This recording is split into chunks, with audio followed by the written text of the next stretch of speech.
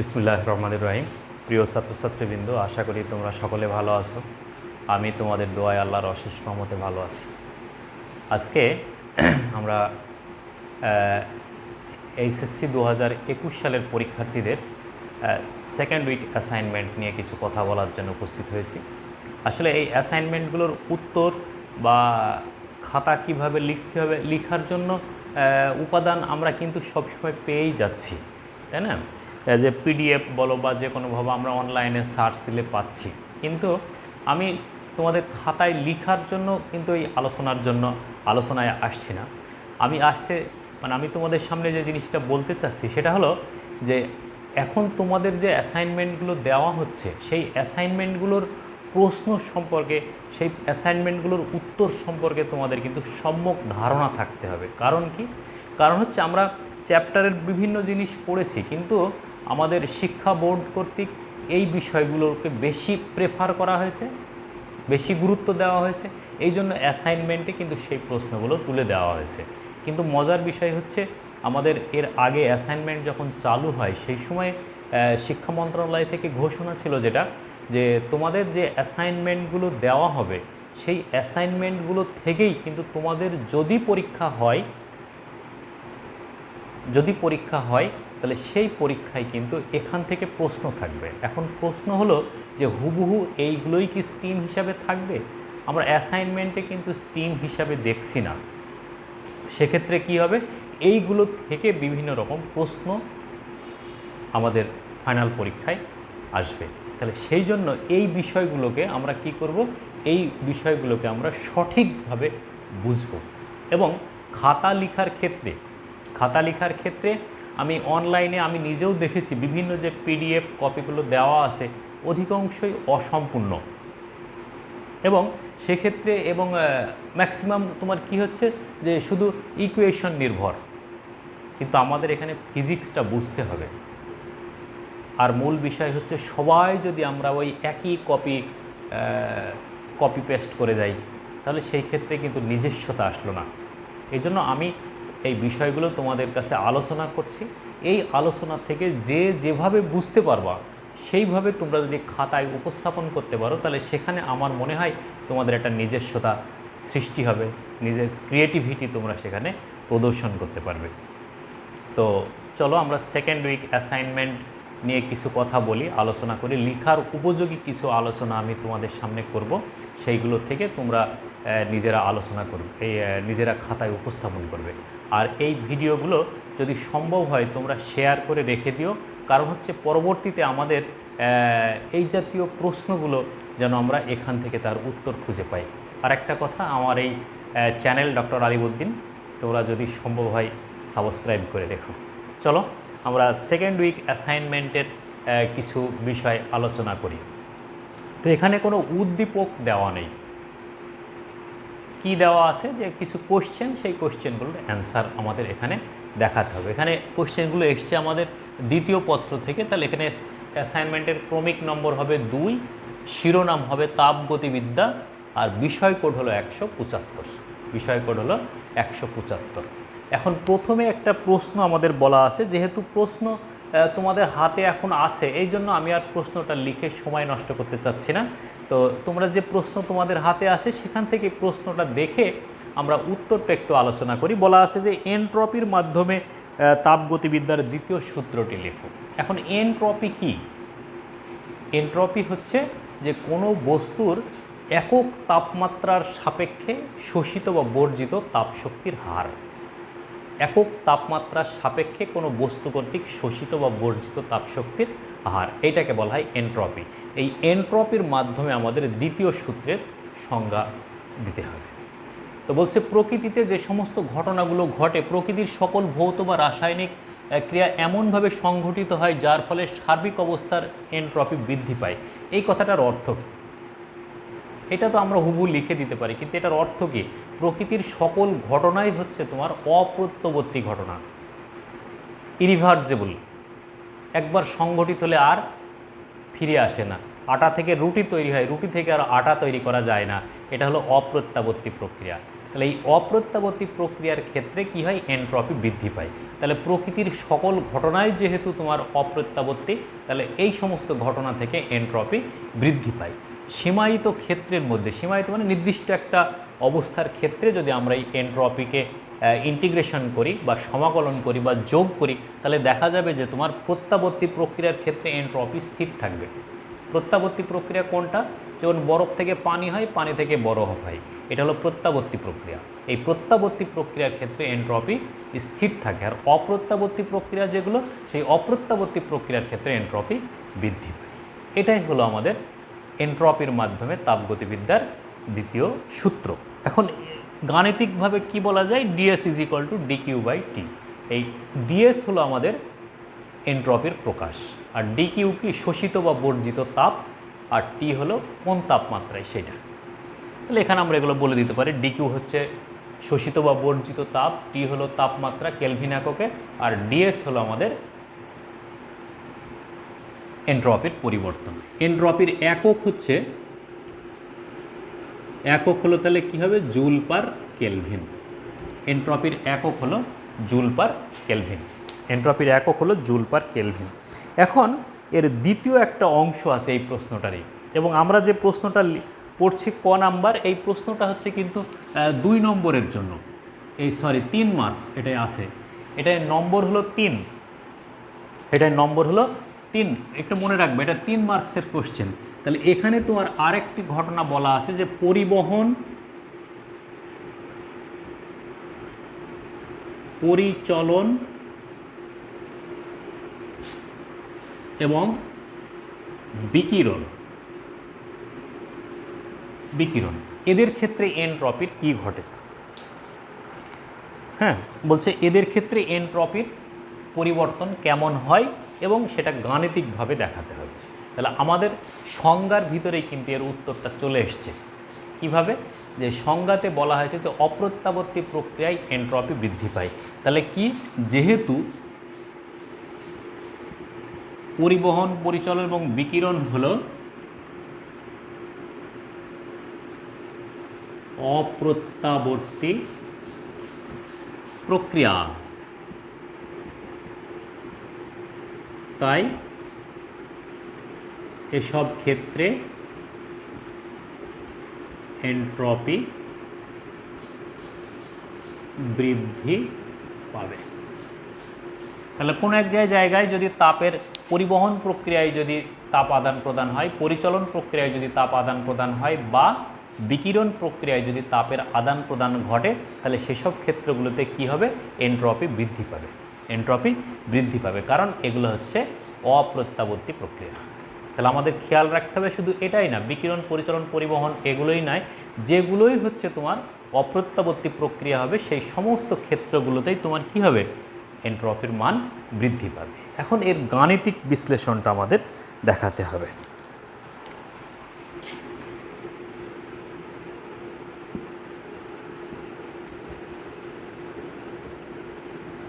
গাণিতিক বিশ্লেষণ, তাহলে ধরি উৎসের ও গামলার তাপমাত্রা ও তাপশক্তি যথাক্রমে T1, Q1 এবং T2, Q2। এই উৎসের তাপমাত্রা হলো T1, তাপশক্তি হলো Q1, গামলা যেটা অর্থাৎ যেটাকে আমরা সিঙ্ক বলে থাকি, সেই সিঙ্কের তাপমাত্রা হলো T2 এবং তাপশক্তি হলো Q2। তাহলে এই অবস্থায় যদি আমরা এদের এনট্রপির পরিবর্তন লক্ষ্য করি, তাহলে কি দেখব আমরা? তো এক্ষেত্রে আমরা দেখতে পারি যে আমরা কার্নোট চক্র অনুযায়ী প্রত্যাবর্তী প্রক্রিয়ার ক্ষেত্রে এনট্রপি যেটা, তাহলে প্রত্যাবর্তক ইঞ্জিনের এনট্রপি, প্রত্যাবর্তক ইঞ্জিনের এনট্রপি, তাহলে ইটা ইজ ইকুয়াল টু আমরা কি বলতে পারবো, ইটা ইজ ইকুয়াল টু তাপমাত্রার মাধ্যমে, অর্থাৎ T1 minus T2 by T1, এবং তাপশক্তির মাধ্যমেও কিন্তু এনট্রপি দক্ষতার মান হিসাব করা যায়। এটা হচ্ছে আমরা দক্ষতা দেখছি আমরা, তাই না? দক্ষতা প্রত্যাবর্তক ইঞ্জিনের ক্ষেত্রে আসলে দক্ষতা, এটা এনট্রপি না, দক্ষতা। দক্ষতা তাহলে ইটা ড্যাশ ইজ ইকুয়াল টু তাহলে কী হবে? Q1 minus Q2 by Q1। তাহলে প্রত্যাবর্তক ইঞ্জিনের দক্ষতা হিসাব করলাম আমরা একটা in terms of temperature and in terms of energy, hit energy, দুইটার মাধ্যমে। কিন্তু এই ক্ষেত্রে আমাদের কার্নোট চক্র থেকে যেটা পেয়েছি আমরা, কার্নোট চক্র থেকে আমরা যেটা জানি সেটা হচ্ছে যে কার্নোট চক্র থেকে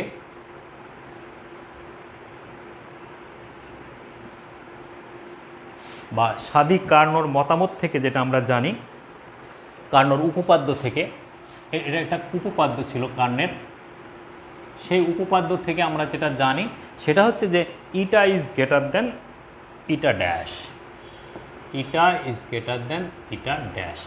এইটা ছিল আমাদের একটা ইম্পর্টেন্ট ফাইন্ডিংস, কি যে কোনো একটা ইঞ্জিনের দক্ষতা যদি তাপমাত্রার মাধ্যমে আমরা হিসেব করি, তার থেকে তাপশক্তির মাধ্যমে যদি হিসাব করি, তাহলে তাপমাত্রার মাধ্যমে হিসাবকৃত দক্ষতার মানটা কিছু বেশি হয়, কিছুটা বেশি থাকে। তাহলে সেই উপপাদ্য থেকে এখন যদি আমরা এই মানগুলো বসাই, তাহলে কি হবে? T1 minus T2 by T1 is greater then Q1 minus Q2 by Q1। তাহলে এটা যদি আমরা হিসাবে নিয়ে আসি, তাহলে 1 minus T2 by T1 is equal greater than 1 minus Q2 by Q1। তাহলে 1 থেকে যদি এটা বাদ দিই আর 1 থেকে যদি এটা বাদ দিই, তাহলে এইটা বড় হচ্ছে। তাহলে এইটা যদি বড় হয়, তাহলে সেই ক্ষেত্রে কি হচ্ছে, কোন টার্মটুকু আমরা বড় লিখব? তাহলে এই টার্মটুকু হচ্ছে কি ছোট, তাই না? T2 বাই T1 এর মান হচ্ছে ছোট হবে, T1 বাই T2 এর মান ছোট হবে। তাহলে T2 by T1 is less than Q2 by Q1। কারণ হচ্ছে 1 থেকে এইটাকে আমরা বাদ দিচ্ছি, বাদ দেওয়ার ফলে কি হচ্ছে, মান বড় হয়ে যাচ্ছে। তাহলে বড় যদি হয়, তাহলে সেই ক্ষেত্রে এইটা মান ছোট নিশ্চয়ই, তাহলে 1 থেকে এটাও বাদ দেওয়া হচ্ছে, এটাও বাদ দেওয়া হচ্ছে, ফলে এইটা বড় হচ্ছে। যদি বড় হয়, তাহলে এই মানটার কী হবে, ছোট হবে। তাহলে এখন এটাকে যদি আমরা একটু সাজিয়ে লিখি, তাহলে কি লিখতে পারবো আমরা? আমাদের দরকার হচ্ছে এনট্রপির মান, আমাদের দরকার হচ্ছে এনট্রপির মান। তাহলে আমরা এখন এটাকে বলবো যে Q1 by T1 is less than Q2 by T2, বা Q2 by T2 is greater than Q1 by T1। তাহলে এইটা যদি হয়, তাহলে এটা যদি হয়, এটা তাপ গ্রাহকের এনট্রপি, এটা উৎসের এনট্রপি, এই দুইটা। তাহলে এই দুইটা যদি হয়, তাহলে এখন আমরা এটাকে কি বলতে পারবো? এটা হচ্ছে আমাদের DS2 is greater than DS1, বা DS2 minus DS1 is greater than 0, অর্থাৎ একটা ধনাত্মক সংখ্যা, ধনাত্মক সংখ্যা। তাহলে এটা কি আসলে? এইটা হলো এনট্রপির পরিবর্তন, যে এইটা হলো আমাদের এনট্রপির পরিবর্তন। তাহলে এনট্রপির পরিবর্তন কি একটা ধনাত্মক সংখ্যা। তাহলে ধনাত্মক সংখ্যা যদি হয়, তাহলে আমরা বলতে পারি প্রত্যাবর্তী প্রক্রিয়ায় এনট্রপির মান বৃদ্ধি পাচ্ছে। সুতরাং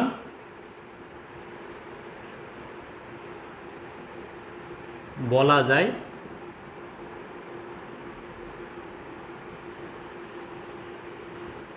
অপ্রত্যাবর্তী প্রক্রিয়ায় এনট্রপি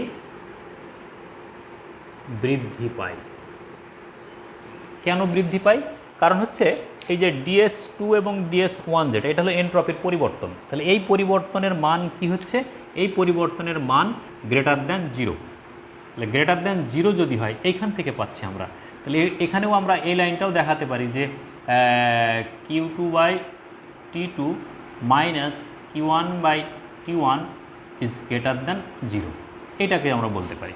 এইটার থেকে আমরা এইটাতে আসছি, তাহলে এইটা যদি হয় তাহলে সেই ক্ষেত্রে আমাদের কি বলতে পারছি যে এটা একটা এনট্রপির পরিবর্তন এবং সেই পরিবর্তনের মান গ্রেটার দ্যান 0। তাহলে গ্রেটার দ্যান 0 মানে কি, এটা ধনাত্মক সংখ্যা। তাহলে সেই ধনাত্মক সংখ্যা যদি হয় তাহলে আমরা বলবো যে অপ্রত্যাবর্তী প্রক্রিয়ায় এনট্রপি বৃদ্ধি পায়।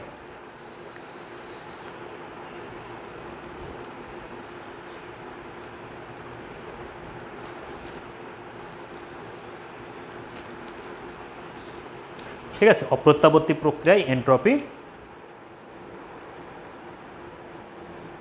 বৃদ্ধি পায়। এখন এর পরের প্রশ্ন যেটা, চলো আমরা খ নাম্বার প্রশ্ন দেখি, সময় একটু বেশি লেগে যাচ্ছে এটা, তাই না? যাক, আলোচনা চলুক।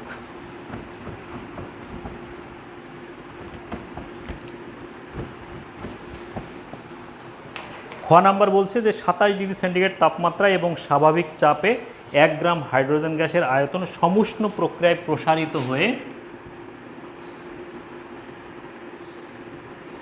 এর উত্তর। খ নাম্বারটা কিন্তু আমাদের 2 নাম্বার প্রশ্নর, মানে 2 মার্কসের উত্তর। এখানে প্রশ্নটা কি, যে 27 ডিগ্রি সেন্টিগ্রেড তাপমাত্রা এবং স্বাভাবিক চাপে 1 গ্রাম হাইড্রোজেনকে আয়তনে প্রসারিত করে 4 গুণ করা হলো। 4 গুণ আয়তন সমুষ্ণ প্রক্রিয়ায় আয়তন প্রসারিত করে 4 গুণ করা হলো, এতে এনট্রপির পরিবর্তন কত হবে? আমরা এর কৃত কাজের পরিমাণ বের করতে পারি। তাহলে এখানে আমাদের কি কি দেওয়া আছে দেখো। তাহলে তাপমাত্রা T = অপরিবর্তিত থাকছে, যেহেতু সমুষ্ণ প্রক্রিয়া বলা আছে প্রশ্নতে। তাহলে T = 27 ডিগ্রি সেন্টিগ্রেড সমান হচ্ছে 300 কেলভিন। আদি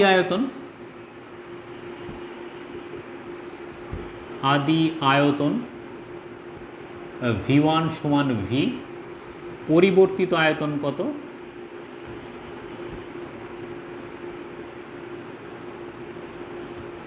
V2 সমান হচ্ছে 4V। হাইড্রোজেনের মোল সংখ্যা কত হবে? H2 এর মোল সংখ্যা N = কি, হাইড্রোজেন গ্যাসের পরিমাণ ডিভাইডেড বাই মোলার ওজন। তাহলে পরিমাণ কত? 1 গ্রাম ডিভাইডেড বাই এর ভর কত, মোলার ভর M = তাহলে আমরা এভাবেও বলতে পারি যে M/M, তাহলে এটা হচ্ছে 1/2 সমান হচ্ছে 0.5 গ্রাম পার মোল। এটা মোল সংখ্যা। তাহলে মোল সংখ্যা পেলাম। তাহলে এর মোলার গ্যাস ধ্রুবক আর এর মান যদি আমাদের প্রয়োজন হয় 8.314 জুল পার মোল পার কেলভিন। আর কি দরকার আছে আমাদের? এখানে এনট্রপির পরিবর্তন বের করব আমরা। এনট্রপির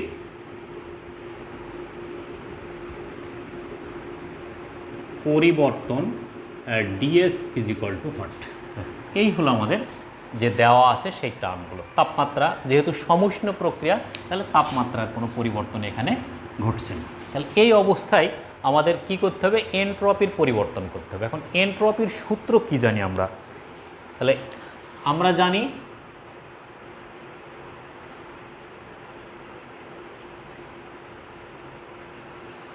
এনট্রপির পরিবর্তন DS = dQ/T। এইটা হলো আমাদের সূত্র, কিন্তু আমাদের এখানে dQ নেই। এই dQ এর মান আমরা বের করব। তাহলে যেহেতু এটা সমুষ্ণ প্রক্রিয়া, তাহলে তাপগতিবিদ্যার প্রথম সূত্র থেকে আমরা কি জানি? dQ = du + dW। তাহলে যেহেতু সমুষ্ণ প্রক্রিয়া, তাহলে সমুষ্ণ প্রক্রিয়ার ক্ষেত্রে du = 0, অতএব dQ = dW। তাহলে আমাদের এই কৃত কাজের পরিমাণটা বের করলেই আমাদের হচ্ছে শোষিত তাপের পরিমাণ পেয়ে যাব আমরা। তাহলে সমুষ্ণ প্রক্রিয়ায় কৃত কাজ, সমুষ্ণ প্রক্রিয়ায় কৃত কাজ, এই ডিডাব্লিউকেই আমরা মোট কাজ বলছি। তাহলে ডিডাব্লিউ = কত? আমরা যেটা সূত্র জানি সেটা হচ্ছে NRT ln V2/V1। এটাই হলো আমাদের সমুষ্ণ প্রক্রিয়ায় কোনো বস্তু কর্তৃক বা কোনো গ্যাসীয় পদার্থ কর্তৃক কৃত কাজের পরিমাণ। ঠিক আছে, তাহলে এই ক্ষেত্রে আমরা কি বসাচ্ছি, অতএব DW is equal two N এর মান কত 0.5, আর এর মান হচ্ছে 8.314 ইন্টু 314, টি এর মান হচ্ছে 300, আর লন এটা তাহলে কত 4V/V। এটাকে যদি আমরা হিসাব করি তাহলে DW এর মান পাচ্ছি আমরা কত 1728.85 এত জুল। ব্যাস, এই DW এর মান এবার 1 নম্বর সমীকরণ আমরা বসিয়ে দিই। তাহলে এখানে মূল বিষয়টা হচ্ছে যে সমুষ্ণ প্রক্রিয়ায় কাজটা কত, সেই কাজটা বের করলাম। তাহলে 1 নম্বর থেকে DS ইজ ইকুয়াল টু মান বসিয়ে দাও, DQ এর মান কত 1728.85 ডিভাইডেড বাই টি এর মান হচ্ছে কত 300। তাহলে DS ইজ ইকুয়াল টু আমাদের মান যেটা পাচ্ছি আমরা 5.763 জুল পার কেলভিন। এটাই হলো আমাদের সমুষ্ণ প্রক্রিয়ায় হাইড্রোজেন 1 গ্রাম হাইড্রোজেন গ্যাসের জন্য এনট্রপির পরিবর্তন। এটাই নির্ণয় এনট্রপির পরিবর্তনের মান। উত্তরটা তোমরা লিখে দিবা, প্রশ্ন যেটা করেছে সেই প্রশ্ন অনুযায়ী তোমরা হচ্ছে উত্তরটা লিখবা। তাহলে এটা খুব সহজ একটা গাণিতিক বিষয় ছিল, এটা 2 মার্কসের একটা প্রশ্ন। এবার গ নাম্বার আসছে, যেটা গ নাম্বারে আমাদের বলছে সমুষ্ণ প্রক্রিয়ায় প্রসারিত করার ক্ষেত্রে চাপের পরিবর্তন হবে কিনা। মুছে দিয়ে এটা বলছে এই সমুষ্ণ প্রক্রিয়ার ক্ষেত্রে যে প্রসারণ ঘটানো হলো সেই প্রসারণের ক্ষেত্রে চাপের কোনো পরিবর্তন হবে কি না। যদি হয় তাহলে সেই চাপের মান বের করতে হবে এবং এই প্রসারণের ক্ষেত্রে কৃত কাজের পরিমাণ নির্ণয় করতে হবে। গ, এটা হলো 3 মার্কসের উত্তর হবে আমাদের এটা। তাহলে যেহেতু সমুষ্ণ প্রক্রিয়া, তাহলে সমুষ্ণ প্রক্রিয়ার ক্ষেত্রে আমরা কি জানি, সমুষ্ণ প্রক্রিয়া হচ্ছে তোমার বয়েলের সূত্র মেনে চলে, তাই না। তাহলে সমুষ্ণ প্রক্রিয়ার পরিবর্তন বয়েলের সূত্র মেনে চলে। তাহলে বয়েলের সূত্র যদি মেনে চলে তাহলে চাপের পরিবর্তন হবে। তাহলে এই ক্ষেত্রে আমরা কি বলছি যে P1 ইজ ইকুয়াল টু কত, স্বাভাবিক চাপ দেওয়া আছে আমাদের প্রথমেই। তাহলে 1 atm, V1 আদি আয়তন কত, V1 সমান V, পরিবর্তিত আয়তন V2 সমান কত ধরে পেয়েছি আমরা 4V। তাহলে এক্ষেত্রে আমাদের P2 is equal two what. এটা হচ্ছে আমাদের প্রথম ক্ষেত্রের উত্তর। প্রথম প্রশ্নটা হচ্ছে যে চাপের পরিবর্তন হবে কি না, এটা কিন্তু আমাদের থিম। অঙ্ক করাটার থেকে ওই পয়েন্টটুকু হচ্ছে আমাদের এই প্রশ্নটার জন্য খুব গুরুত্বপূর্ণ। তাহলে চাপের পরিবর্তন হবে, কেন হবে, কারণ এটা হলো বয়েলের সূত্র মেনে চলে। কেন, কারণ এটা সমুষ্ণ প্রক্রিয়ার ক্ষেত্রে। তাহলে সমুষ্ণ প্রক্রিয়ার ক্ষেত্রে বয়েলের সূত্র মেনে চলে, ফলে আয়তন বৃদ্ধিতে চাপের হ্রাস পাবে। তার মানে চাপ পরিবর্তন হবে। তাহলে এখন কত পরিবর্তন হবে সেটা হচ্ছে গাণিতিক অংশ। এটার থেকে বেশি গুরুত্বপূর্ণ হচ্ছে আমাদের এই লাইনটুকু গ নাম্বার প্রশ্নের জন্য। তাহলে এখন বয়েলের সূত্র থেকে আমরা যেটা জানি P1 V1 is equal to P2 V2 from Boyle's law. তাহলে P2 এর মান তুমি বের করে দাও, P2 is equal two P1 V1 by V2। তাহলে P1 এর মান কত 1 atm, আর V1 এর মান V ডিভাইডেড বাই 4V, তাহলে সমান হচ্ছে 1/4 atm। ঠিক আছে, অতএব পরিবর্তিত ক্ষেত্রে চাপ প্রাথমিক চাপের 1/4 হবে। এই তাহলে এখন পরবর্তী প্রশ্ন কি বলছে যে এই প্রক্রিয়ায় কৃত কাজের মান কত। এই প্রক্রিয়ায় কৃত কাজের মান আমরা খ নাম্বারে কিন্তু বের করেছি। তাহলে এই প্রক্রিয়ায় কৃত কাজের মান, এই প্রক্রিয়ায় তার মানে সমুষ্ণ প্রক্রিয়ায়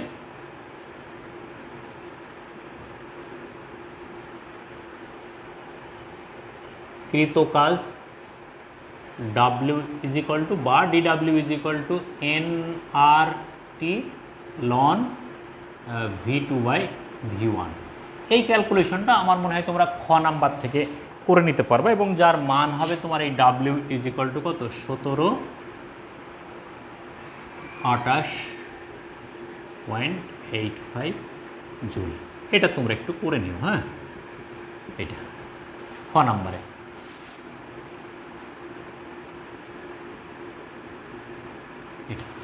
নিজেরা ক্যালকুলেশন করে নিও।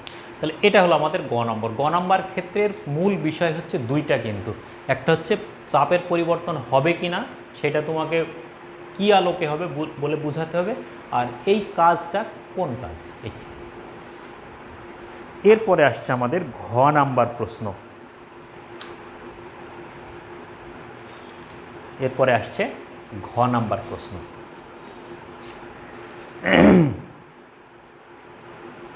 আমরা এক ভিডিওতেই করে দিই, তোমরা একটু ধীরে ধীরে দেখে নিও।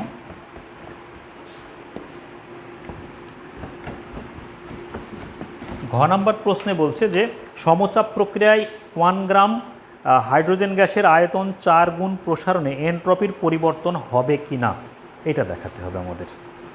তাহলে সমচাপ প্রক্রিয়ায় যদি আমাদের হাইড্রোজেন গ্যাসের আয়তন, এটা ভিন্ন একটা কথা, ঘ নাম্বার এটা 3 মার্কের উত্তর। বলছে এই প্রক্রিয়াটা যদি সমচাপ প্রক্রিয়ায় ঘটে, সমচাপ প্রক্রিয়ায় যদি কোনো গ্যাসীয় পথের আয়তন 4 গুণ বৃদ্ধি পায়, তাহলে সেই ক্ষেত্রে এনট্রপির কোনো পরিবর্তন হবে কি না সেটা আমাদের দেখতে হবে।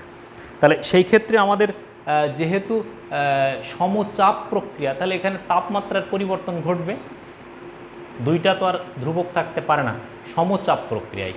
তাহলে সমচাপ প্রক্রিয়ায়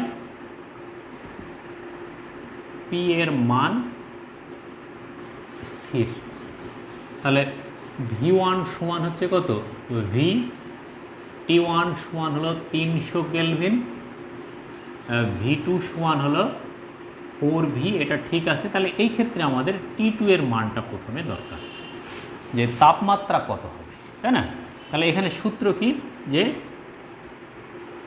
V1/T1 is equal two V2/T2, এটা চার্লসের সূত্র। তাহলে সেই ক্ষেত্রে আমাদের মান কিসের দরকার, T2 এর মান। তাহলে T2 is equal to V2 into T1 divided by V1। এই সমচাপ প্রক্রিয়া, তাহলে সমচাপ প্রক্রিয়া হচ্ছে কি চার্লসের সূত্র। তাহলে V2 এর মান কত, 4V ইন্টু T1 এর মান 300 ডিভাইডেড বাই V1 সমান V সমান হচ্ছে 1200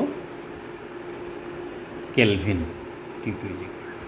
তাহলে সমচাপ প্রক্রিয়ায় কোনো গ্যাসীয় পথের আয়তন যদি 4 গুণ বৃদ্ধি পেতে হয়, তাহলে সেই ক্ষেত্রে তার তাপমাত্রার পরিবর্তন কত হবে, তাপমাত্রা হবে তোমার 1200 কেলভিন। তাহলে এই 1200 কেলভিন 300 কেলভিন থেকে 1200 কেলভিনে যাওয়া অবস্থায় তার হচ্ছে এনট্রপির পরিবর্তন কত হবে, এইটা আমাদের বের করতে হবে। তাহলে সমচাপ প্রক্রিয়ায় এনট্রপির পরিবর্তনের জন্য আমাদের সূত্র আছে, সমচাপ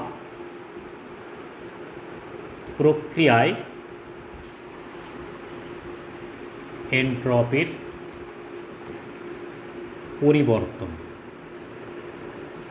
DS is equal to NCP ln T2/T1।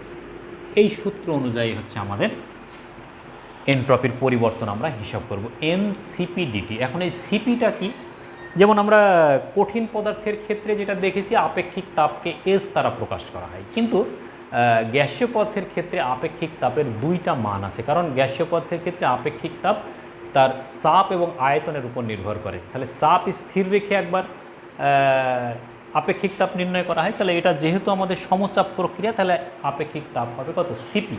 তাহলে এই সিপি এর মান আমাদের হিসাব করে বের করতে হবে। এখানে সিপি ইজ ইকুয়াল টু কত হবে তাহলে,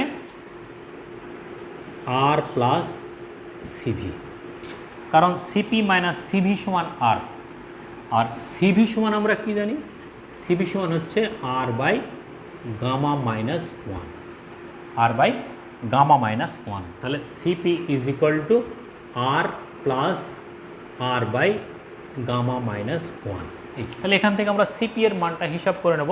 তাহলে সিপি ইজ ইকুয়াল টু, অতএব সিপি ইজ ইকুয়াল টু আর এর মান কত, 8.314 প্লাস 8.314 ডিভাইডেড বাই গামার মান কত, হাইড্রোজেন গ্যাসের ক্ষেত্রে, তাহলে হাইড্রোজেন হচ্ছে দ্বিপরমাণু গ্যাস, তাহলে দ্বিপরমাণু গ্যাসের ক্ষেত্রে গামার মান হচ্ছে 1.4 মাইনাস 1। এটা যদি আমরা হিসাব করি তাহলে সিপি এর মান পাচ্ছি আমরা কত, 29.099 জুল পার মোল পার কেলভিন। সিপি আপেক্ষিক তাপ, এটা হচ্ছে আমাদের আপেক্ষিক তাপের মান। এই মান নিজে আমরা এখন 1 নম্বর সমীকরণে যদি বসাই, তাহলে 1 নম্বর থেকে DS is equal two, N এর মান আমাদের বের করা আছে এই হাইড্রোজেন গ্যাসের জন্য কত, 0.5 খ নাম্বারে। সিপি এর মান কত, 29.099 লন। টি2 এর মান কত, টি2 এর মান হচ্ছে 1200, আর টি1 এর মান হলো 300। এটাকে যদি আমরা এখন হিসাব করি তাহলে ডিএস ইজ ইকুয়াল টু, যেটা পাবো আমরা সমচাপ প্রক্রিয়ায় 20.17 এত জুল পার কেলভিন। এটাই হলো আমাদের সমচাপ প্রক্রিয়ায় ওই হাইড্রোজেন গ্যাসের এন্ট্রপির পরিবর্তন, সমচাপ প্রক্রিয়ায় এন্ট্রপির পরিবর্তন। তাহলে এটা হলো আমাদের সমচাপ প্রক্রিয়ায় এন্ট্রপির পরিবর্তন। এখন এইখানে আরেকটা অংশ আছে, এটা হলো আমাদের প্রথম অংশ, যে সমচাপ প্রক্রিয়ায় এন্ট্রপির পরিবর্তন কত হবে সেটা বের করলাম। এখন বলছে সমুষ্ণ প্রক্রিয়ার ক্ষেত্রে এন্ট্রপির পরিবর্তন এবং সমচাপ প্রক্রিয়ার এন্ট্রপির পরিবর্তনের মধ্যে তুলনা করো। তাহলে সমচাপ প্রক্রিয়ায়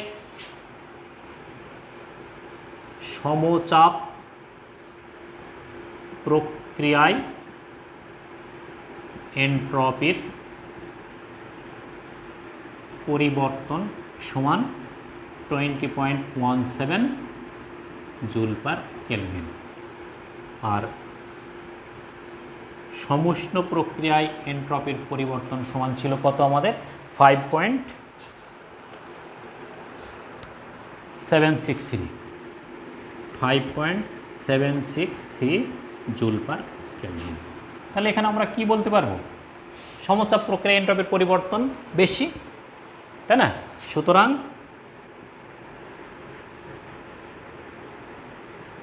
সমচাপ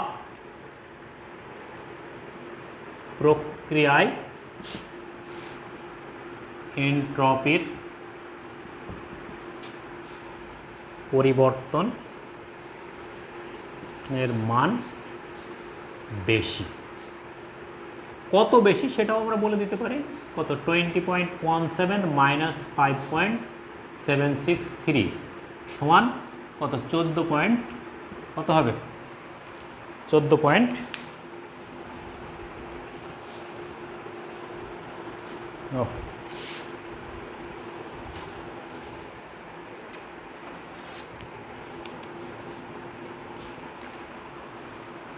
20.17 মাইনাস 5.763, 14.41, 14.41 এত 14.41 জুল পার কেলভিন বেশি। ঠিক আছে, তাহলে সমচাপ প্রক্রিয়ায় বেশি। এন্ট্রপি বেশি হওয়ার অর্থ কি, যে একক তাপমাত্রায় তার তাপশক্তির পরিবর্তনের মান বেশি, অর্থাৎ এখানে বিশৃঙ্খলা বেশি, তাই না? এখানে বিশৃঙ্খলা বেশি। আচ্ছা, এরপর একটা খুব গুরুত্বপূর্ণ প্রশ্ন, যেটা আমাদের এই 19 নম্বর প্রশ্ন, যেটা 15 নম্বর প্রশ্নটা আমাদের জন্য খুব গুরুত্বপূর্ণ। তোমাদের মনে হতে পারে যে এত বড় একটা অ্যাসাইনমেন্ট কেন দিল? আসলে অ্যাসাইনমেন্টের সাথে প্রশ্নের সঙ্গে মার্কসের আসলে এইভাবে ডিস্ট্রিবিউশন থাকে না, কারণ এটা ধরে নেওয়া হয় অ্যাসাইনমেন্টটা হচ্ছে তোমাকে বাড়িতে চিন্তা করে একটা ক্রিয়েটিভিটি তৈরি করা এবং সেই ক্রিয়েটিভ অংশ থেকে তোমার নিজস্বতা দিয়ে একটা উত্তর উপস্থাপন করবা। সেই উত্তর উপস্থাপনের ক্ষেত্রে যেহেতু কোনো সময়ের বার নেই, তাই না, তাহলে তুমি ইচ্ছা মতো একটু বড় করে লিখতে পারো। এই বড় করে লিখেও অল্প মার্কস, এইটা হচ্ছে একটা অ্যাসাইনমেন্টের গুরুত্বপূর্ণ পয়েন্ট। আমাদের কার্নোট চক্রে তাপমাত্রা বনাম এন্ট্রপি লেখচিত্র অঙ্কন করতে হবে। 15 নম্বর, কার্নোর চক্রে টেম্পারেচার ভার্সাস এন্ট্রপি, এটাকে টি ভার্সাস এস বলা হয়। লেখচিত্র অঙ্কন করো এবং এই বিভিন্ন ধাপের বর্ণনা দিতে হবে। আমরা সাধারণত ক্ষেত্রে যেটা জানি সেটা কার্নোট চক্রের গ্রাফ আমরা যেটা অঙ্কন করি সেটা হচ্ছে কি এরকম, এদিকে ভি এদিকে পি, এটা এরকম একটা গ্রাফের কথা কিন্তু আমরা দেখেছি বা জানি কার্নোট চক্রের ক্ষেত্রে। কার্নোট চক্রের ক্ষেত্রে এই গ্রাফটাই আমরা জানি। এটা হলো সমুষ্ণ অংশ, এখানে হলো টি স্থির থাকে, এটা হলো রুদ্ধতাপীয় অংশ, এটা সমুষ্ণ অংশ, এটা রুদ্ধতাপীয় অংশ, অর্থাৎ এটা একটা প্রত্যাবর্তী চক্র।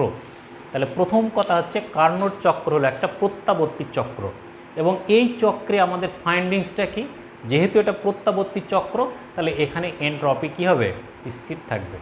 প্রত্যাবর্তী প্রক্রিয়ায় এন্ট্রপির পরিবর্তন ঘটে না। তাহলে সেই জিনিসটা আমাদের এখানে তাপমাত্রার সাথে এন্ট্রপির পরিবর্তন দেখাতে হবে। তো আমরা সাধারণত যেটা বললাম যে আমরা এন্ট্রপির কার্নোট চক্রের গ্রাফ যেটা করি পি বনাম ভি লেখচিত্র অঙ্কন করি এবং এখানে 4টা ধাপ থাকে, 2টা সমুষ্ণ ধাপ আর 2টা হলো রুদ্ধতাপীয় ধাপ। এটাকে যদি আমরা 1 নম্বর 2 নম্বর 3 নম্বর 4 নম্বর ধাপ বলি, 1 আর 3 হলো কি সমুষ্ণ প্রক্রিয়ার ধাপ আর 2 আর 4 হলো আমাদের রুদ্ধতাপীয় ধাপ। রুদ্ধতাপীয় ধাপ সমুষ্ণ আর একটা হলো আমাদের রুদ্ধতাপীয়। সমুষ্ণ প্রক্রিয়ার ক্ষেত্রে অভ্যন্তরীণ শক্তির পরিবর্তন ঘটে না, রুদ্ধতাপীয় প্রক্রিয়ার ক্ষেত্রে অভ্যন্তরীণ শক্তির পরিবর্তন ঘটে এবং সেই প্রক্রিয়াটা এখানে নিয়ে এসে দেখা গেল মোট কৃতকাজের পরিমাণ 0, অর্থাৎ এটা একটি প্রত্যাবর্তী প্রক্রিয়া। এখন আমাদের যেটা করতে হবে সেটা হচ্ছে তাপমাত্রার সাথে এন্ট্রপির লেখচিত্র অঙ্কন করতে হবে। তাপমাত্রার সাথে আমাদের এন্ট্রপির লেখচিত্র অঙ্কন করতে হবে। সেই ক্ষেত্রে আমরা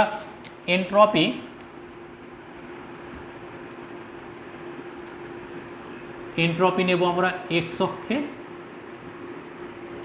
আর টেম্পারেচার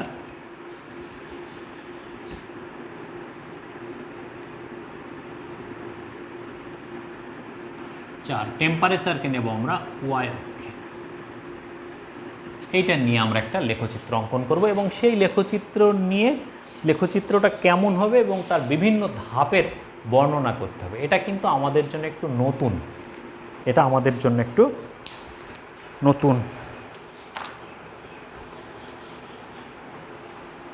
চলো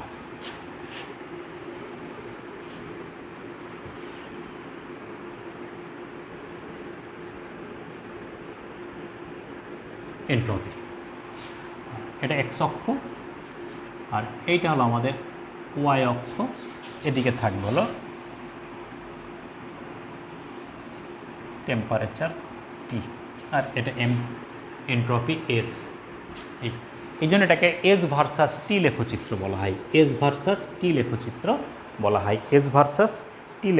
বলা হয়। তাহলে আমরা এইখান থেকেও যদি শুরু করি সমস্যা নেই। তাহলে এটা এ অংশ, তাহলে এখান থেকে এখানে গেল, এটা হলো বি বিন্দু, বি থেকে সি এর পরিবর্তনটা দেখছি আমরা, এটা একটা পরিবর্তন অংশ, আর একটা হচ্ছে সি থেকে ডিতে আসছে, এটা হলো ডি বিন্দু এবং এটা হলো আমাদের ডি অংশ। এখন প্রশ্ন হচ্ছে এইখানে যদি আমরা তাপমাত্রা T1 বলি তাহলে এখানেও কিন্তু তাপমাত্রা T1, তাহলে T2 যদি বলি তাহলে T1 সমান T2।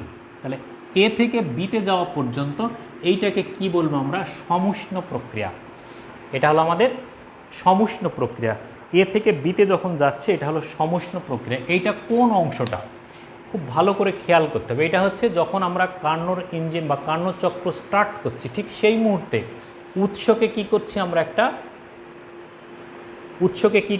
একটা হট ওয়ার্কিং ফ্লুইডের মধ্যে রেখে দিচ্ছি। সেই হট ওয়ার্কিং অংশ যেটা, সেখানে তোমার কি হচ্ছে যে এখানে যে উৎস, সেই উৎসের একটা তাপমাত্রা থাকছে এবং সেই টেম্পারেচারটা অনেক উচ্চমানের টেম্পারেচার, এবং এর ভিতরে কাজ সম্পাদনকারী যে প্যারামিটারগুলো আছে খুব দ্রুত তাপ শোষণ করে নিয়ে তোমার একটা অবস্থানে চলে আসে, এবং তাদের পরিবর্তন কি হচ্ছে? এ থেকে বিতে যাচ্ছে।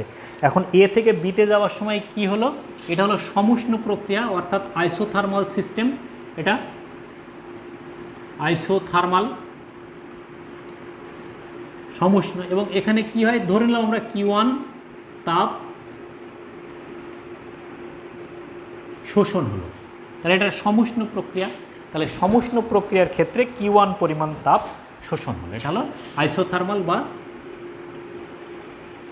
সমুষ্ণ ক্রিয়া, উৎসের ঘটনা এটা।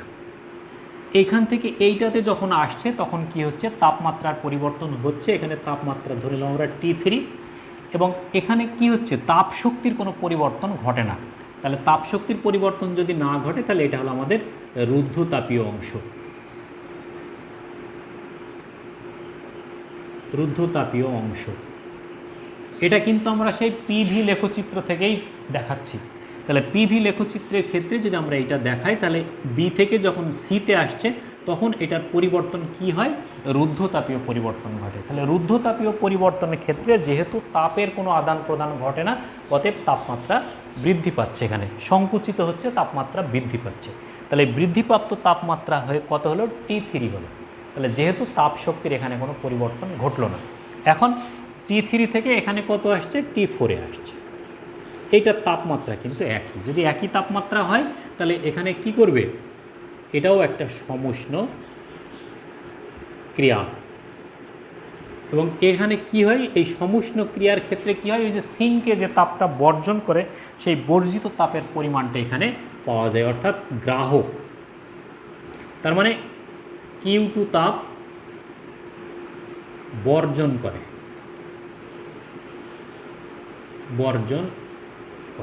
তাহলে T3 থেকে Q2 পরিমাণ তাপ বর্জন করে T4 আসছে, কিন্তু T3 সমান T4, অর্থাৎ সমুষ্ণ ক্রিয়া এটা। তাহলে সমুষ্ণ ক্রিয়া কোথায় ঘটে? তাপ গ্রাহকের ক্ষেত্রে ঘটে। এটা তাপ গ্রাহকের ক্ষেত্রে ঘটে। তাহলে তাপ গ্রাহকের ক্ষেত্রে এখন ডি থেকে এ আবার কি? ডি থেকে এ হলো আবার সেই এইটারই, অর্থাৎ রুদ্ধতাপীয় অংশ।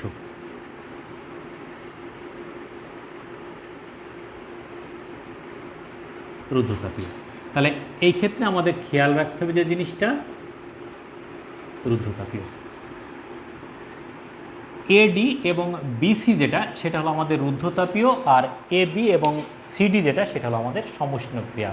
এবং টোটাল প্রক্রিয়া যেটা সেটা হচ্ছে একটা প্রত্যাবর্তী প্রক্রিয়া। টোটাল প্রক্রিয়া কার্নোট চক্র একটা প্রত্যাবর্তী প্রক্রিয়া। তাহলে প্রত্যাবর্তী প্রক্রিয়ার ক্ষেত্রে এন্ট্রপির পরিবর্তন হবে না, অর্থাৎ এন্ট্রপি স্থির থাকবে। এটা আমাদের মূল বিষয় মনে রাখতে হবে। তাহলে এ থেকে বি, বি থেকে সি, সি থেকে ডি, টোটাল ঘটনা যেটা ঘটবে সেখানে আমাদের এন্ট্রপির মান কি থাকবে? স্থির থাকবে। তাহলে এই হলো আমাদের বর্ণনা। এখন আমাদের ধাপে ধাপে বর্ণনা করে যদি যাই, তাহলে ধাপ 1, তাহলে ধাপ 1-এ কী হচ্ছে? এ থেকে বিতে যাচ্ছে। এ থেকে বিতে যাচ্ছে, তাহলে কী হলো? এটা একটা সমুষ্ণ ক্রিয়া। তাহলে সমুষ্ণ ক্রিয়ার ক্ষেত্রে সমুষ্ণ ক্রিয়া, এবং এখানে একই তাপমাত্রায় Q1, এটা ধরে নিলাম আমরা, Q1 তাপ শক্তি শোষিত হয়। এবং এইটা মনে রাখতে হবে, এটা আমাদের কার্নোট চক্রের ধাপ 1। হ্যাঁ, উৎস যে তাপটা শোষণ করে সেই শোষিত তাপের কথা এখানে বলা হচ্ছে। তাহলে তাপ শক্তি শোষিত হয়, তাহলে শোষিত যদি হয় তাহলে এখানে কিন্তু এই কি হবে, যেহেতু শোষিত হয় অতএব এন্ট্রপি বৃদ্ধি পাবে এবং DS1 যদি আমরা বলি তাহলে Q1 বাই এই T1 একই জিনিস Q1 বাই T2, যেহেতু T1 সমান T2 সমষ্ণ প্রক্রিয়া। তাহলে এখানে এন্ট্রপির পরিবর্তন হচ্ছে কত, DS1 is equal two Q1 by T1 অথবা Q1 বাই T2, শোষিত তাপ বাই তাপমাত্রা, যেহেতু সমষ্ণ অংশ। এখন পরের অংশে এসে কি হচ্ছে, ধাপ 2। ধাপ 2তে কোন জায়গাটুকু, বি থেকে সি, আমাদের চিত্রে বি থেকে সি যেটা অঙ্কন করেছি সেইটা হলো আমাদের ধাপ 2। তাহলে ধাপ 2তে কি হচ্ছে, এটা একটা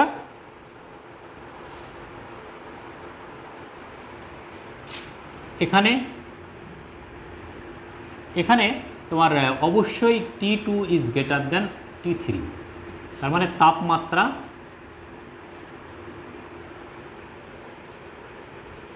হ্রাস পায় এবং তাপ শক্তি অপরিবর্তিত থাকে। কারণ কার্নোচক্রের দ্বিতীয় অংশ যেটা দেখি আমরা, সেটা যেহেতু রুদ্ধতাপীয় প্রক্রিয়া, এই রুদ্ধতাপীয় প্রক্রিয়ার ক্ষেত্রে কি হয়, সংকুচিত হয়।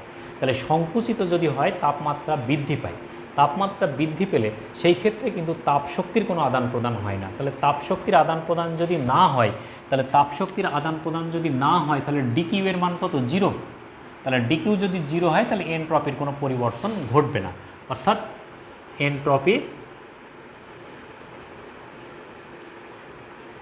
এনট্রপির পরিবর্তন শূন্য। কেন, যেহেতু ডিকিউ ইজ ইকুয়াল টু 0, এইটা একটা কারণ, যেহেতু DQ is equal two 0, DQ is equal two 0। তাহলে এই অংশটুকু বি থেকে সিতে আসার জন্য ডিকিউ এর মান 0। এখন ধাপ 3, এটা কোনটা, সি থেকে ডি। তাহলে সি থেকে ডি তো সমষ্ণ প্রক্রিয়া, এটারও যা এটারও তাই। তাহলে এক্ষেত্রে T3 সমান T4 একই তাপমাত্রায় সমষ্ণ প্রক্রিয়ায় তাপ গ্রাহকে Q2 তাপ বর্জন করে। তাহলে এনট্রপির মান হ্রাস পায় এবং যার মান DS2 ইজ ইকুয়াল টু, তাহলে কত হবে, Q2 বাই T3 বা T4, T3 বা Q2 বাই T4 একই কথা। তাহলে এইখানে এনট্রপি বৃদ্ধি পেল, এইখানে এনট্রপি হ্রাস পেল। যতটুকু এনট্রপি বৃদ্ধি পায় ঠিক ততটুকুই এনট্রপি হ্রাস পায় বর্জিত তাপ এবং গৃহীত তাপের ক্ষেত্রে। তাহলে এইটা হচ্ছে আমাদের এনট্রপি বৃদ্ধি পায়। এইটা তৃতীয় ধাপটাকে বলা হয় কোল্ড ওয়ার্কিং জোন বা কোল্ড ওয়ার্কিং ফ্লুইড, যেটা এটা হচ্ছে হট ওয়ার্কিং ফ্লুইড, এটা হলো কোল্ড ওয়ার্কিং ফ্লুইড। চতুর্থ ধাপে যে কি হচ্ছে আমাদের, চতুর্থ ধাপে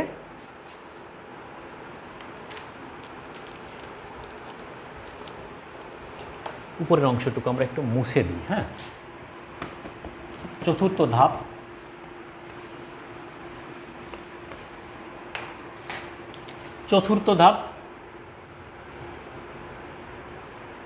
কত এটা, এখানে ধাপ 4, একরকম করে লেখাই ভালো, ধাপ 4। তাহলে এখানে কোনটা অংশটুকু, ডি থেকে এতে। তাহলে এখানে কি হচ্ছে, আবার রুদ্ধতাপীয় প্রক্রিয়ায় পরিবর্তন ঘটছে, অর্থাৎ প্রসারণ ঘটছে, রুদ্ধতাপীয় প্রক্রিয়ায় প্রসারণ ঘটছে। রুদ্ধতাপীয় প্রসারণ, অর্থাৎ অর্থাৎ তাপমাত্রা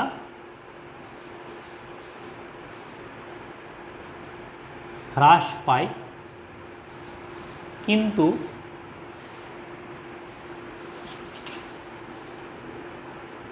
তাপশক্তি অপরিবর্তিত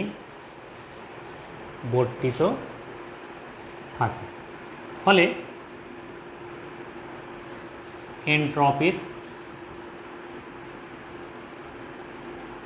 পরিবর্তন শূন্য হবে। তাহলে চতুর্থ ধাপেও এনট্রপির কোনো পরিবর্তন হলো না, দ্বিতীয় ধাপেও এনট্রপির কোনো পরিবর্তন হলো না। প্রথম ধাপে এনট্রপি বৃদ্ধি পেল, দ্বিতীয় ধাপে এনট্রপি হ্রাস পেল। ফলে কি হচ্ছে, এই প্রত্যাবর্তী চক্রে মোট এনট্রপির পরিবর্তন শূন্য হচ্ছে। কেন? কারণ এই DS1 = -DS2, কারণ কি, এটা হচ্ছে বৃদ্ধি পাচ্ছে ঠিক ততটুকুই হ্রাস পাচ্ছে। তাহলে কি হচ্ছে, DS1 + DS2 = 0। এটাই হচ্ছে মূল কারণ। আর এই দুইটাতে তো 0, তাহলে 0 তো আর ইফেক্ট করছে না। তাহলে DS1 = -DS2 হওয়ার ফলে মোট এনট্রপির পরিবর্তনটা কত হচ্ছে, মোট এনট্রপির পরিবর্তন শূন্য হচ্ছে। তাহলে এটাকে আমরা কি বলছি, যেহেতু একটা প্রত্যাবর্তী চক্র, অথবা এই প্রত্যাবর্তী চক্রে মোট এনট্রপির পরিবর্তনের মান শূন্য হবে। এখনও আর একটা প্রশ্ন আমাদের আছে, তাই না? চলো,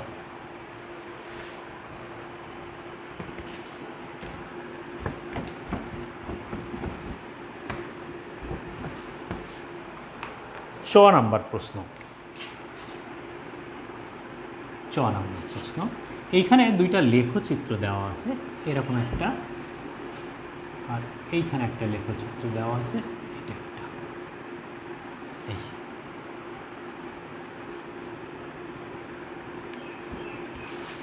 এটা 0, এটাও 0।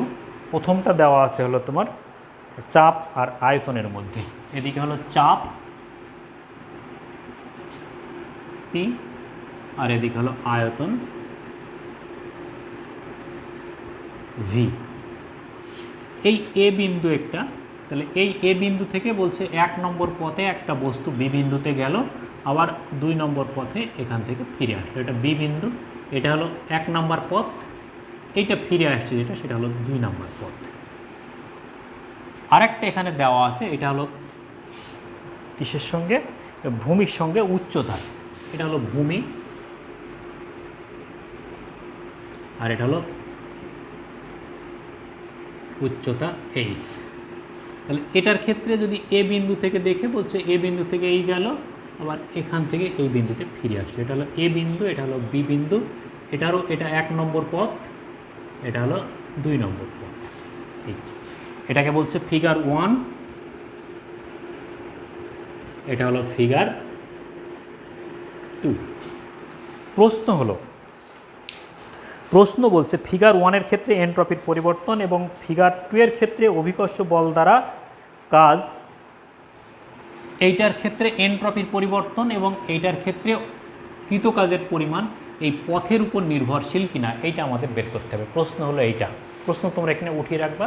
তাহলে প্রশ্নটা কি, ফিগার 1-এর ক্ষেত্রে এনট্রপির পরিবর্তন পথের উপর নির্ভর করে কিনা।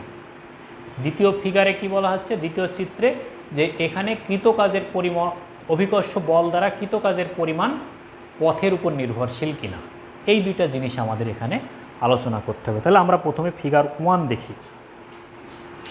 তাহলে এটা 1 নম্বর পথ, এটা হলো 2 নম্বর পথ। ফিগার 1-এ তাহলে এ থেকে বিতে যাওয়ার সময় এনট্রপির পরিবর্তন, এ থেকে বিতে 1 নম্বর পথে এনট্রপির পরিবর্তন, এটাকে DS1 যদি আমরা বলি, তাহলে সেই DS1 কোথায় থেকে যাচ্ছে? পরিবর্তন, এখানে লিখে দিই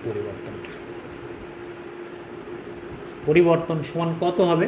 তাহলে DS1, তাহলে DS1 যদি ক্ষুদ্র অংশের হয় তাহলে A থেকে B পর্যন্ত যাওয়ার জন্য কত হবে? A থেকে B, এটা যেহেতু যাচ্ছে এটা DS1, A থেকে B পর্যন্ত যাওয়ার ক্ষেত্রে তার যে পরিবর্তন, সেই পরিবর্তনের ক্ষেত্রে এটা হলো এনট্রপির মান। আর B থেকে A তে 2 নম্বর পথে এনট্রপির পরিবর্তন সমান কত হবে? DS2, তাহলে কত দূর থেকে কত দূর পর্যন্ত? B থেকে A পর্যন্ত, B থেকে A পর্যন্ত, B থেকে A পর্যন্ত। তাহলে এটা কি? এটা একটা প্রত্যাবর্তী প্রক্রিয়া। তাহলে এটা একটি প্রত্যাবর্তী প্রক্রিয়া, এটি একটি প্রত্যাবর্তী প্রক্রিয়া। ফলে এই integration DS1 A to B plus integration B to A DS2, এইটা সমান কত হবে? 0 হবে। কেন 0 হবে? কারণ এটা একটি প্রত্যাবর্তী প্রক্রিয়া। এই থিমটা হলো এই জায়গাটায়, এইটুকু হলো আমাদের ফিজিক্স। এনট্রপি যে কেউ আমরা হিসাব করতে পারবো, এতে সমান টমান কেন হয়, সেই জিনিসটা হচ্ছে আমাদের মূল জিনিস। তাহলে এই মূল জিনিসটা কি? যে এই এনট্রপির পরিবর্তন যেটা, তার মান 0 হবে। প্রত্যাবর্তী প্রক্রিয়া, এনট্রপির পরিবর্তন 0। অতএব integration DS1 A to B is equal two integration -B to A DS2। যারা ইন্টিগ্রেশন বুঝি আমরা, তাহলে আমরা এইখানে -B to A DS2 এইটাকে আমরা যদি ধনাত্মক করতে চাই, তাহলে লিমিটটা চেঞ্জ করে দিলেই হয়ে গেল, A to B DS2। তার মানে এই ঋণাত্মক মান সমান লিমিট যদি আমরা চেঞ্জ করে দিই, তাহলে মান কী হয়ে যাবে? ধনাত্মক হয়ে যাবে। বা integration A to B DS1 is equal two integration A to B DS2। তাহলে 1 নম্বর পথেই যাক আর 2 নম্বর পথেই যাক, উভয় ক্ষেত্রে এনট্রপির পরিবর্তন কি একই। তাহলে এনট্রপির পরিবর্তন কি পথের উপর নির্ভরশীল? না। তাহলে এনট্রপির পরিবর্তন পথের উপর নির্ভরশীল না। তাহলে উক্ত সমীকরণ থেকে দেখা যাচ্ছে যে এনট্রপির পরিবর্তন পথের উপর নির্ভর করে না। কোথায় ক্ষেত্রে? প্রত্যাবর্তী চক্রের ক্ষেত্রে, তাই না? প্রত্যাবর্তী চক্রের ক্ষেত্রে এনট্রপির পরিবর্তন পথের উপর নির্ভরশীল করে না। সেটা 1 নম্বর পথেই হোক আর 2 নম্বর পথেই হোক, এনট্রপির মোট পরিবর্তনের মান কি হবে? একই থাকবে। এনট্রপির মোট পরিবর্তনের মান একই থাকবে। এবার আসছে আমরা ফিগার 2তে। ফিগার 2তে এটা মুছে দিই।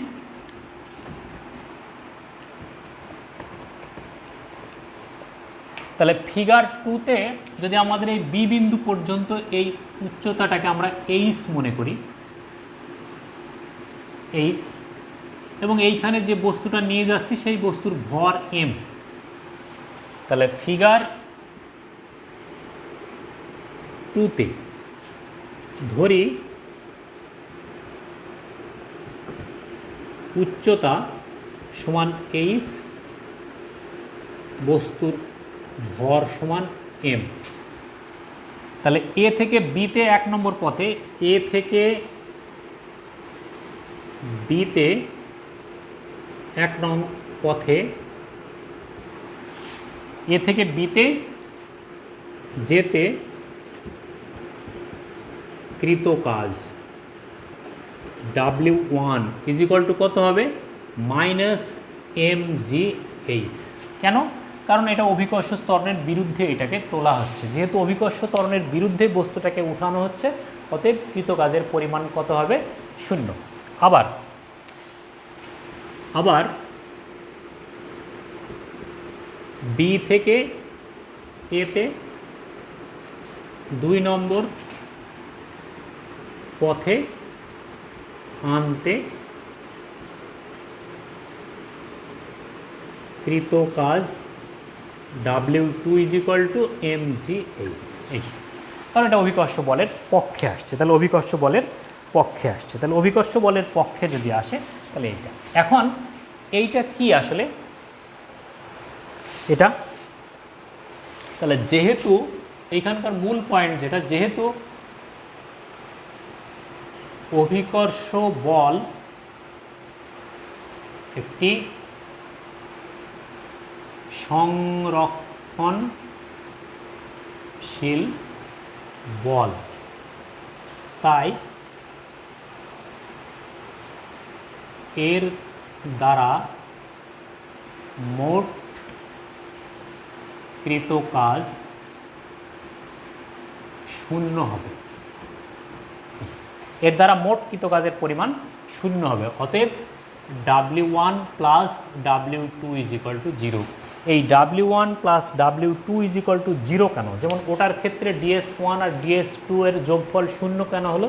কারণ ওখানে মূল থিম ছিল কি, আমাদের প্রত্যাবর্তী প্রক্রিয়ার জন্য দুই ক্ষেত্রের এন্ট্রপির যোগফল 0 হবে। আর এটা হচ্ছে একটা সংরক্ষণশীল বল, তাহলে এই সংরক্ষণশীল বল দ্বারা কৃত কাজের পরিমাণ কত হয়? সংরক্ষণশীল বল দ্বারা কৃত কাজের পরিমাণ 0 হয়। তাহলে এখন তুমি এখানে বসিয়ে দাও, তাহলে mgh minus mgh is equal two 0 বা mgh is equal two mgh। তাহলে কি, এটা তো উপরে ওঠার জন্য কৃত কাজ, এটা নিচে নামার জন্য কৃত কাজ, তাহলে উভয় ক্ষেত্রে কাজের পরিমাণ কি একই হচ্ছে না? সুতরাং অভিকর্ষ বল দ্বারা কৃত কাজ, সুতরাং অভিকর্ষ বল দ্বারা কৃত কাজ পথের উপর নির্ভর করে না, নির্ভর করে আদি ও চূড়ান্ত অবস্থার উপর। এটা তাহলে 1 নম্বর চিত্রেও দেখা গেল যে এন্ট্রপির পরিবর্তন পথের উপর নির্ভর করে না। 2 নম্বর চিত্রেও আমরা দেখতে পাচ্ছি অভিকর্ষ বল দ্বারা কৃত কাজ পথের উপর নির্ভর করে না। এটাই হলো আমাদের প্রথম অ্যাসাইনমেন্ট সম্পর্কে পূর্ণাঙ্গ আলোচনা। অনেক বড় হয়ে গেল আলোচনাটা, তো তোমরা এখান থেকে সুবিধামতো সময়ে অল্প অল্প করে দেখে সুন্দর সুষ্ঠুভাবে নিজস্ব মেধা এবং সৃজনশীলতা মিশিয়ে তোমরা তোমাদের অ্যাসাইনমেন্ট প্রস্তুত করবা। তো এই ভালো থাকো, সুস্থ থাকো, আল্লাহ হাফিজ।